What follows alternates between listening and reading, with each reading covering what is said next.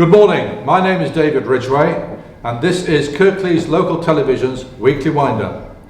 Each week we present this programme reviewing all the local Kirklees news. We aim to be interesting, amusing, challenging and provocative. And yes, we do have some feedback for you from last week. I'm delighted to tell you that the number of hits we're receiving on this webcast are increasing. There have been a number of inquiries from the public asking where they can get tickets for the Poppy Appeal concert, which is on the 10th of November at the Town Hall. Tickets are available from the Town Hall booking office. And thirdly, you may recall we talked about anti-bullying and about the lady who has decided to bear all in order to raise awareness about bullying. Well, on KLTV we've put up our own video on this matter. Max Lockwood has been videoed to talk about his aspects of bullying, and he will be delighted if you go to KLTV to watch his video. But we also want you to tell us what you want, what you know. You can always contact KLTV on info@KirkleesLocalTV and on Twitter @KirkleesLocalTV. This week, in a slight departure from our normal format, we're going to concentrate the first part of our programme on immigration. And my special guests this week are Sophia Bunce and Narell Leffman. Sophia works with the Huddersfield Pakistani Community Alliance.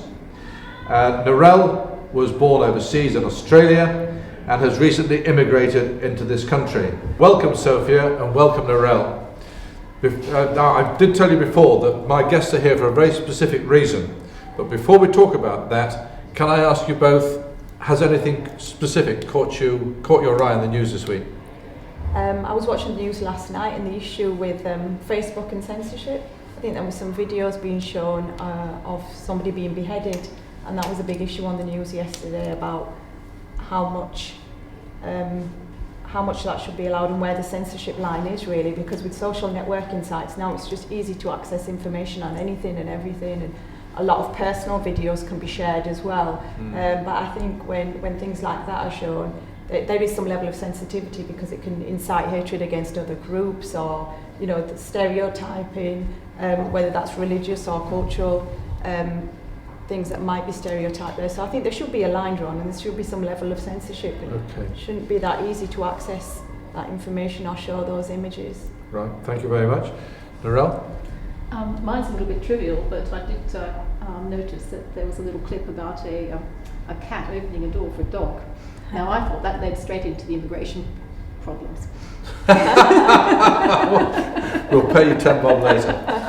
Okay, well this show generally is a review of the past week's news, as I said in the introduction. But today we're concentrating the first part on a very specific topic, which is immigration. Now I must ask both of you, did either of you see the exchange of views between Mark Harper, an MP from Gloucestershire and a junior government minister, and a failed asylum seeker? Sophia? I didn't see that. What was that about, David? No, the concept of this programme is that I ask you questions and you tell me answers.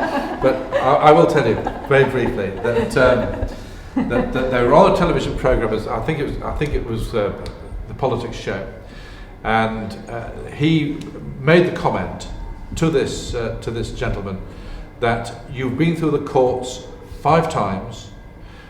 5 times your application to be an asylum seeker in this country has been turned down. You are therefore not an asylum seeker, you are an illegal immigrant. Please go home. There is no purpose whatsoever in asking the taxpayers in this country to pay for your welfare when you have no reason for being here. Please go home. Yeah. And what was his response? I don't know. Did he accept I don't that? know. No, he hasn't. He's still here. I think the retrials obviously impinge on the taxpayers' money as well, and I think it's becoming increasingly difficult because there's quite a strong debate at the minute. It's becoming increasingly difficult for those illegal immigrants or overstayers to maintain their stay in the UK as well. I know it's quite a strong campaign against those that are here illegally at the moment, with perhaps British citizens saying they shouldn't be here, they should be removed. But then again, looking at their situation, it is difficult for them to survive for whatever. It's genuineness, isn't it? It's trying to ascertain those that are genuinely wanting to stay here, and those that just want to really impinge on the state. Now, I'm told that I am quite a provocative sort of a guy. Right. And I just want to ask, or just want to make the point really, that you, Sophia, were born here, but you, Narell, came here as an immigrant. It's quite correct. From Australia? Yes. Okay. Did you see this thing on the telly? I did. Well, I did, and there wasn't any response on the television anyway from the person who was applying to stay in the UK. My feelings are that the laws are there for a good reason. Every country in the world has to maintain a balance between the amount of people that they have living in the country and the infrastructure and services that they can provide. If they have a lot of people coming in that they can't provide for, there's not enough housing, there's not enough work, there's not enough, the roads are clogged, there's going to be pressure on the country to reduce those numbers. And I think it's a very, very difficult situation that every country faces at the moment, because across the world, population is increasing. So there are no easy answers, and I think this was a gentleman who was applying to stay in the UK. If his application had been refused, and it's 5 times. 5. So even once, there should be, and they obviously found no grounds for him to stay as an asylum seeker, then really needs to think about going home. If it's 5 times is a lot. It's a lot. It's a lot. It's a lot of it's costly as well. Taxpayers' money being used in a time of austerity. Well, now Kirklees is is very much a multicultural society today, and I think we're all the better for that. Well, I hope you agree that we're all the better. So, do you feel that that immigration is a matter which could affect the balances of community within Kirklees? I think we have quite an existing, as you say, we're quite an existingly diverse community, and we are sort of at the brink now. There's a lot of pressure on the existing communities, and with a lack of jobs at the moment, and we're going through difficult times, and new arrivals sometimes weaken the existing. They can be seen to weaken the existing setup. So it's difficult. The situation's coming to it's matured when it comes to immigration, and there's a lot of problems, and there's no one simple answer. Just like there's no blanket approach to those that have overstayed, or those that are illegal immigrants. What did you think about the policy that was tested in London of the advertising hoardings being dragged around the streets, saying you've overstayed, you're welcome, go home? Very insensitive, immature, unprofessional, and I think, as Theresa May said, too much of a blunt instrument. That was going to be my next question. Do you think they'd have gone down well in Huddersfield? Oh no. I don't think it would go down well anywhere. It's a bit of a hate campaign, isn't it? A bit of an incitement, yes indeed. I found it quite extraordinary that sort of thing should happen at all. Because of course, I'm sure you would agree with me that Britain has for many, many years had a very good and open policy on immigration. Yeah. It has been welcoming to people from all around the world, all cultures, and indeed life in Britain is well enhanced from the inclusion of people of different backgrounds. Do you feel the same? Oh, we have a very rich culture, and there's a lot of diversity, and people are able to exercise their cultural festivals and religious rights more so in comparison to some other countries. So I think that's there. I think we're quite a rich country. Of course, it's important, isn't it, for people who've come from another country to sustain their cultural heritage. Yeah. But it's also important for them to, and for all of us, to integrate and to enjoy and to indulge in the different cultures that are available. Yeah, and to celebrate that. Yeah. But it does also create pressure, doesn't it? Yeah, sometimes it's a lot. It can be a lot to take on board, but I think increasingly we're beginning to, and even British citizens are more aware of other communities and celebrating the diversity that we have in the UK. Sometimes it's a lot to take on board, but then I think things like the language test before people do come into the UK, I think it's warranted. It should be something, because if you're participating in the bigger society in a different country, then you should be able to fully partake in that. Yeah. Mm-hmm. And what sort of cultural benefits do you think Australia is going to bring to the UK? Well, our culture is the same. The accents are different, but it's essentially British culture. But I have experience living in cultures that are not not close to my own. I've lived in China for quite a long time, and so I am aware of the difficulties that somebody coming from a totally different background can have, can experience, and it's not just the language problems, it's cultural problems as well, and understanding, it's a bit like having two identities. You have your home country identity, and you have the identity of the country you're living in. And if you're embracing that as a citizen, which you should do, you need to be able to balance the two. You have to be, sort of a citizen first, I guess, but still retain the culture from your parent. And that's all part and parcel of getting involved in the community in which you now live, mm-hmm. which I know you are, because you are a shaker and mover in Rotary. I am indeed. I was a bit of a shaker and mover in Rotary in Australia as well. So, I thought you might. But I have tried to embrace my new community. Okay. I just wanted to widen this out a little further, in that I also saw the news that, I heard actually on the news early this week, that the NHS is failing to collect its fees from overseas patients. Do you happen to know, either of you, if this is the case in the Huddersfield Royal Infirmary? No, I don't know. I'm not sure about that. Apparently there were several millions of pounds of unpaid fees from overseas patients who come here, get the medical treatment, go away, don't pay the bill. Oh. And there's a commission going to be set up to see how they can get the money in. Pay up front. Pay first. Well, the Americans don't let you out of the country before you pay. Oh no, in Australia you have to pay up front as well. Yeah. Okay.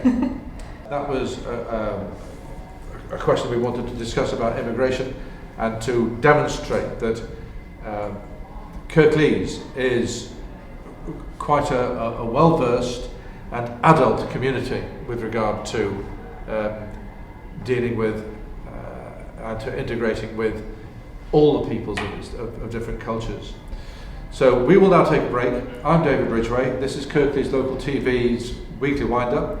KLTV can be contacted on info@kirkleeslocaltv.com and on Twitter @KirkleesLocalTV.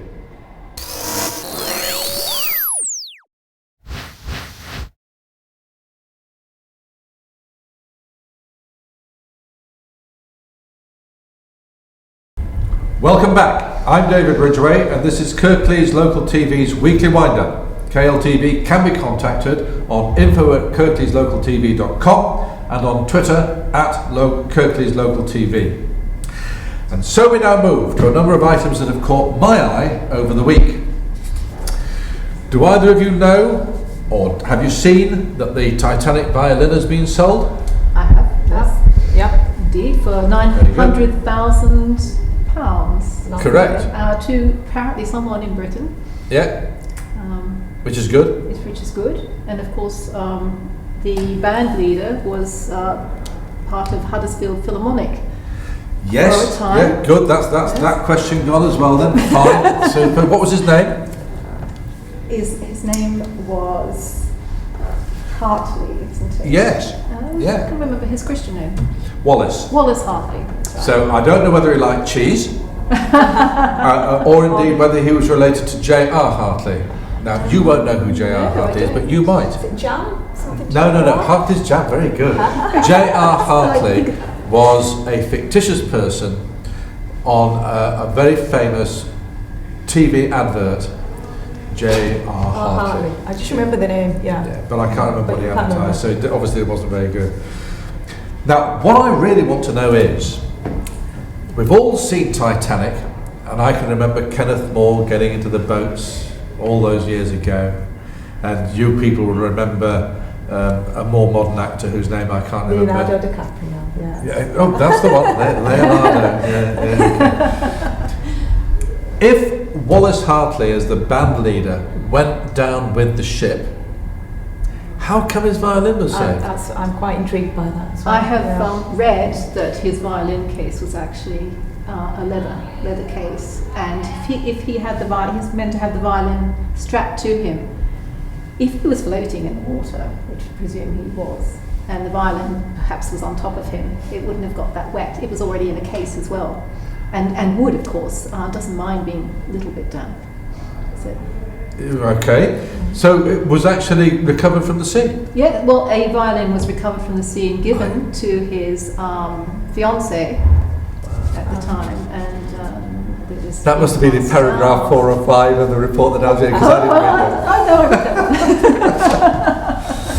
one. And of course, the Titanic sunk after striking an iceberg on the 14th of April 1912 when on her maiden voyage. And it was an enormous maritime disaster at the time, especially as the Titanic had been built as unsinkable. Yes, good story, good film. We'll move on. I noticed that the firefighters have called off their second national strike. I want to ask you, in these times of austerity and recession, do you think that public sector workers should be treated as a special case? It's difficult, isn't it? I think there's a lot of pressure being put on public services and councils, and having worked in the charity voluntary sector, it's always been quite difficult for us to try and maintain funds and maintain services. So we've kind of always been under that pressure of having to source funding from here and there and make ends meet. But I think currently there's a lot of pressure on local councils and public services, and now this is them stepping up and trying to make a point. No, I don't think there should be any special allowances given to them now. I did ask the question a couple of weeks ago whether firefighters should be disallowed from going on strike because they do such a fundamentally important job. What do you feel about this? Well, Narell? they are essentially on call all the time, aren't they? If they're on strike, they wouldn't be able to attend a fire. But I think a lot of firefighters volunteers. Am I right? They're paid. Some of them are paid. I think at the because of the strikes, I know that 1 or 2 colleagues have actually gone on as stand-ins. They've had the training, and so they're paid sessionally. So in times of strike, they can just step in and do their best, really. But they're not trained to the same level as an experienced firefighter. Yes, they are. Would be. But the duration of service. Sorry to argue with you, but yes, they are. Would they have the same experience? Because, for example, I've got a colleague that's a youth worker, and he stepped in to be a firefighter when the first strike took place, and he wasn't as confident. He just said, "Look, I've had the training, but I haven't had as much hands-on experience." That's true. So, if there was a massive emergency, would he be able to address that the same as say? Well, to be fair to them, they have always stated that if there was a specific emergency, then they would still turn out. And I can remember way back in 1980, when the ambulance men were on strike, that I was involved in a car accident, and the ambulance turned out to cart me off to hospital. So a strike from that point of view is quite different, because all they do is withdraw their labour unless something specific happens, then they all turn into work. So it's more of a gesture than a specific withdrawal of labour. Do you feel that the working population should be helping to shoulder a fair share of the current recession? I think they are already. Everybody's So sort you of do? doing there. I think they are, whether they like it or not, shouldering. Right. So you're part and parcel of the brigade who says we're all in it together. I guess we are. Okay. Well, we've taken a lot of time out of this programme today to talk about immigration in the first part, so I'm going to move this on quite rapidly. A major issue that is exercised in the minds of officers and councillors alike is the rejection of the Local Development Framework submission. Now then, do either of you know what the Local Development Framework is? No, David, you explain. Well, I'd rather Can you hope tell us a little bit about it? Okay.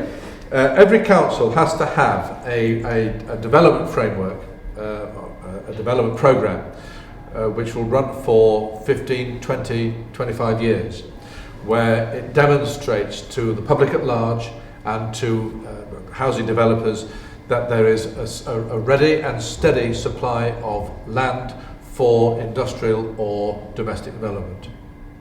And of course, these things run out of time and they then become redundant, and the Kirklees development programme, called the Unitary Development Plan, has passed its term and 4 or 5 years ago, and we're now engaged in putting in a new framework, which is the Local Development Framework, which will run for the next 20 odd years.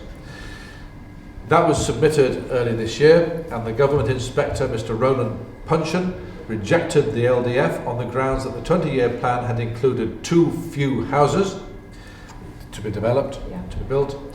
Is it right that one man can seemingly hold a whole council to account in this way? It's not right. No. In a democratic system, it is not right. Good. What effect do you think his decision will have on the local community? Obviously, accessibility to housing, and there's already an overspill and long waiting lists for people wanting houses, and especially on having worked in local communities, I can see that quite bursting at the seams as it is. And all services are under pressure at the minute, so I can imagine housing having to deal with a lot there. And there was already the shared occupancy that was going about, the theory that people should be living in shared accommodation and not having access to, say, a sole house themselves. So it's going to mean people having to share a lot more, pulling together, having to look at new strategies again, putting more pressure on. Do you think that local councils should be empowered to build those houses in places where the local population requires them? Or do you think they should submissively build houses where central government dictates that they should be?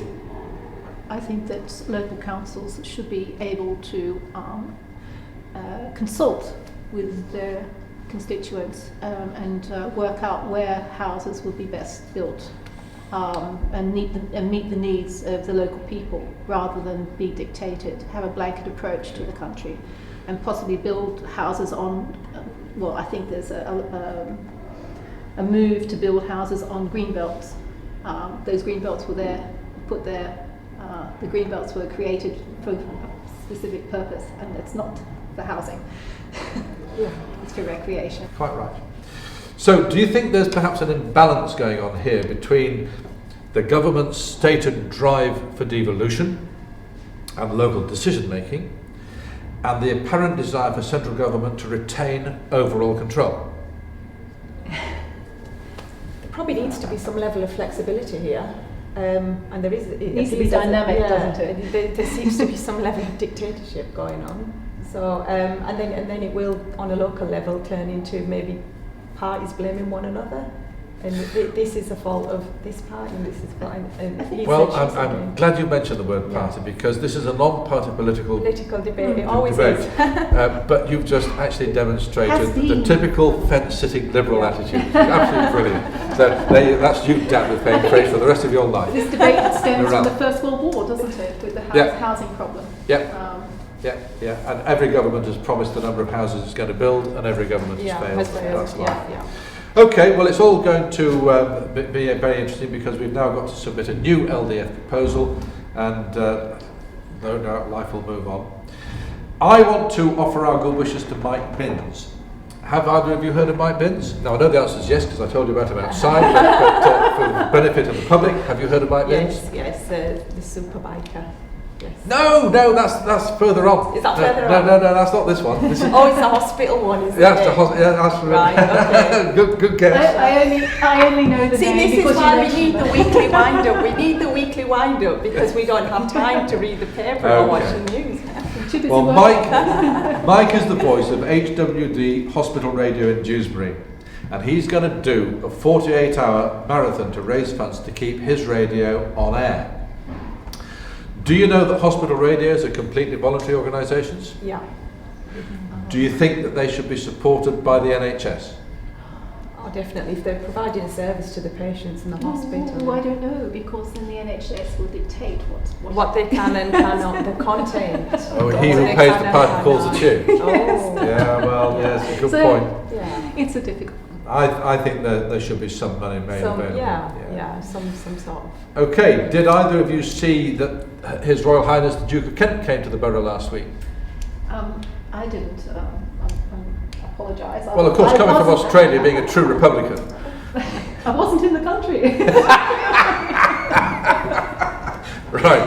I didn't see that. No, well, the Duke of Kent, I actually think, this is a personal point of view, that the royal family does an exceptionally good job by going around and opening old people's homes and cutting ribbons and being generally good people. And it's, I can tell you, really hard work. But he came across and opened the Woodland Court in Dewsbury Moor, which has been built by the Excellent Homes for Life. I don't suppose you've heard of them either? No, okay. It's a complex where older people can live out their time in a secluded environment, but which is being so that they're still being cared for, and I think that's actually quite good stuff. And I'm delighted to say that Excellent Homes for Life are going to be opening a second facility in Heckman White next year. Brilliant. But he also visited the new 3M Buckley Innovation Centre here in Huddersfield at the university. Now, you heard about the Innovation Centre? I have indeed. I've driven past the Innovation Centre. Have you not been in? I haven't been in actually yet. No. Well, I've been in. Have you? Is it? What's it like inside? It was absolutely fascinating, actually. There's a whole load of stuff which I really do not understand going on in there. Very intellectual stuff. It's right at your street around, not my street at all. And I have to say that I am a big fan of this Innovation Centre because they are actually competing on an international stage, and it's pushed Huddersfield University right up into the top echelons of university strata in the UK, and they now compete with London, Oxford and Cambridge as offering facilities for the development right at the cutting edge of technology, and I think this is absolutely superb. And if I can do one thing with Kirklees Weekly Wind-Up to tell people about this, then I've done a decent job. Is the Duke of Kent who's patron of Huddersfield University? No, that's Prince Andrew, Oh, that's but Prince close. Andrew, but- They are related apparently, so as far as I understand. Right, I'm David Ridgway, and this is Kirklees Local TV's Weekly Wind-Up, and Kirklees Local TV can be contacted on info@kirkleeslocaltv.com or on Twitter at Kirklees Local TV.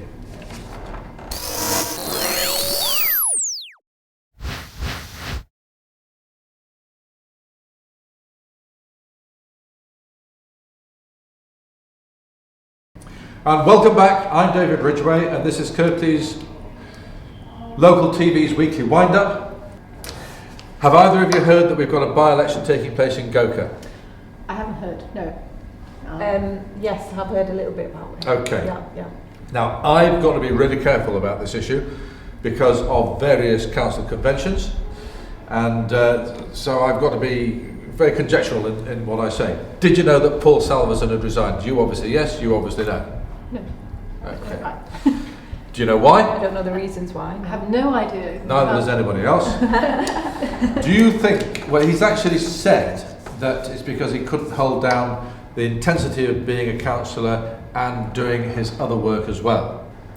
And lastly, or before lastly, please send in your comments. Please send in your tips. Please send in any comments that you want. We want to hear from you. We want to know what you're thinking. And we can be contacted on info@kirkleeslocaltv.com and on Twitter @KirkleesLocalTV. And lastly, I am delighted to report that last Saturday I attended the town hall to watch and listen to an excellent performance of The Flying Dutchman, which was written by Richard Wagner. The music was played by the Slathwaite Philharmonic Orchestra, conducted by Benjamin Ellin, and the performance was produced by Keith Cheetham. Did either of you see this fantastic event? No. And again, I wasn't here. Okay. Do you think we should use this facility, Kirklees Local TV, to advertise and promote future events? I think this is a perfect forum for doing just that. Yeah, a fantastic platform. Yeah. Will you promise to let me know what things you're going to be involved with? Oh, like for example, dragon boat races? Dragon boat racing, yes, next July. Okay. Well, thank you very much indeed to both of my guests, Sophia Bunce and to Narell Leffman, for being with me today. I'm David Ridgway. You've been watching Kirklees Local Television's weekly wind-up.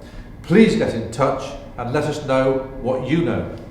KLTV can be contacted on info@kirkleeslocaltv.com and on Twitter @KirkleesLocalTV. Goodbye and thanks for watching.